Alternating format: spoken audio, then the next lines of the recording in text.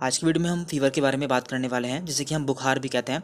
हम जानेंगे कि बुखार किस किस वजह से होता है और इसके लिए आपको कौन सा टेस्ट कराना चाहिए। देखिए, वैसे तो बुखार आने के कई सारे कारण होते हैं और हमें पता नहीं होता है, और इसके लिए हम मेडिसिन खाते रहते हैं, लेकिन हमें इसका सही कॉज पता होना चाहिए।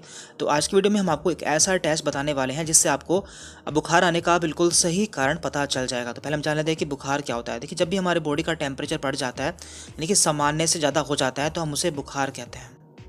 तो आप सभी जानते होंगे कि नॉर्मली हमारी बॉडी का टेम्परेचर 98.6 होता है, यानी कि 98.6 फ़ारेनहाइट होता है जब हमें बुखार नहीं होता है। लेकिन जब ये इससे ज़्यादा हो जाता है तो हम उसे बुखार कहते हैं, और इस समय हमें हल्का बुखार होता है। लेकिन यदि ये 103 या 104 हो जाता है तो हम उसे हाई फीवर यानी कि ज़्यादा बुखार कहते हैं।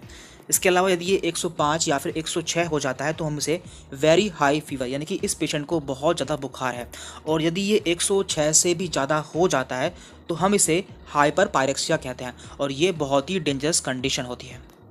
तो आप सभी जानते होंगे कि हमारी बॉडी में टेम्परेचर को कैलकुलेट करने के लिए मेनली 4 रूट्स का यूज़ किया जाता है। इसमें पहला है ओरल, यानी कि इसमें हमारी जीभ के नीचे थर्मामीटर रखा जाता है और हमारा टेम्परेचर देखा जाता है। इसके अलावा दूसरा होता है अंडर आर्म, हमारे अंडर आर्म में भी थर्मामीटर रखा जाता है, हमारा टेम्परेचर देखा जाता है। इसके अलावा रेक्टल में एंड कान में, हमारे की ईयर में।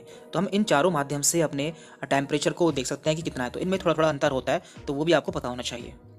तो अब हम जान लेते हैं कि बुखार आने के क्या क्या कारण होते हैं। तो पहले हम यहाँ पर ट्रॉपिकल फीवर्स के बारे में बात कर रहे हैं। इसके बाद हम जानेंगे कि इंडिया में बुखार आने के क्या क्या मुख्य कारण होते हैं। तो देखिए, यहाँ पर dengue, malaria, pneumonia, typhoid, meningitis, sepsis या फिर टाइफस, तो ये सभी मेन कारण होते हैं। अब हम बात कर लेते हैं कि इंडिया में मेनली बुखार किस वजह से आता है। तो देखिए, हमारे इंडिया में बुखार आने के मुख्य 3 रीज़न होते हैं। पहला डेंगू, दूसरा मलेरिया और तीसरा टाइफाइड। तो यदि किसी को बुखार आता है तो या तो उसे डेंगू होगा या मलेरिया होगा या फिर टाइफाइड होगा। अब आप इसमें कोविड को भी ऐड कर सकते हैं, क्योंकि कोविड को भी इस साल से इसमें ऐड कर दिया गया है। लेकिन कोविड कोई ज़रूरी नहीं कि आपको कोविड हो, आपको कोविड के अलावा डेंगू, मलेरिया एंड टाइफाइड भी हो सकता है। तो इसके लिए एक टेस्ट होता है, वो भी हम आपको इस वीडियो में बताने वाले हैं। और देखिए, इन तीनों में से मलेरिया और डेंगू मच्छर के काटने से होता है, और इनके बुखार में कुछ अंतर होता है। तो हम पहले उसके बारे में भी जान लेते हैं कि यदि आपको मलेरिया है या डेंगू है तो आप उसे कैसे पहचान सकते हैं।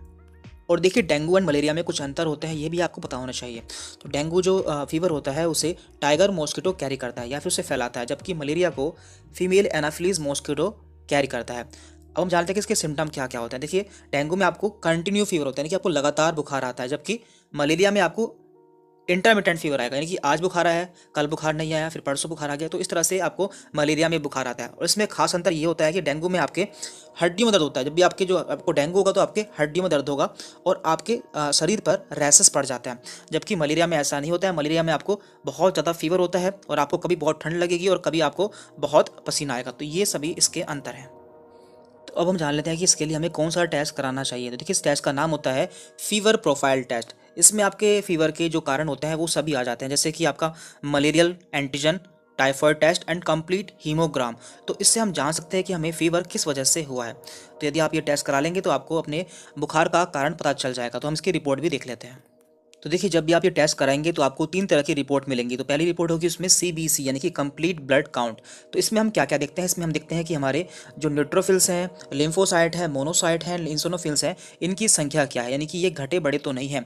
इसके अलावा हम देखते हैं यहाँ पर हमारी प्लेटलेट्स कितनी हैं। यदि हमारी प्लेटलेट्स कम हो जाती है तो मीन्स हमें या तो डेंगू हुआ है या फिर टाइफाइड हुआ है, तो उससे हम जान सकते हैं। देन हमारा अगला टेस्ट होता है विडाल टेस्ट, जो कि टाइफाइड के लिए किया जाता है। तो इसमें कई तरह की स्टेन होती है, जैसे कि S typhi O, typhi H, S paratyphi A and S paratyphi B।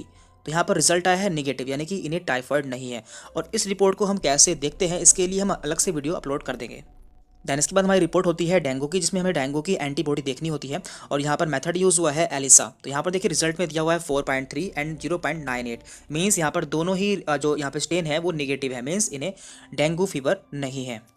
और यहाँ पर हमारी लास्ट रिपोर्ट है मलेरिया की, जिसके लिए हमें ब्लड स्मीयर कराना होता है। तो यहाँ पर दिया हुआ है पैरासाइट में डिटेक्टेड, मीन्स इसमें पैरासाइट मिला है जो कि है प्लाज्मोडियम वाइवेक्स, यानी कि इस पेशेंट को मलेरिया है। और यहाँ पर इनका प्लेटलेट काउंट भी दिया हुआ है। तो इस तरह से आप जान पाएंगे कि आपको इनमें से कौन सा डिसीज़ है या फिर इनमें से कौन सा इन्फेक्शन हुआ है, जिससे आप उसी के अकॉर्डिंग अपना ट्रीटमेंट कर सकें और आपको जल्द ही आराम मिल जाए। तो इस वीडियो में इतना ही था। यदि आपको डाउट रहता है तो आप हमसे कमेंट करके पूछ सकते हैं। Thank you very much.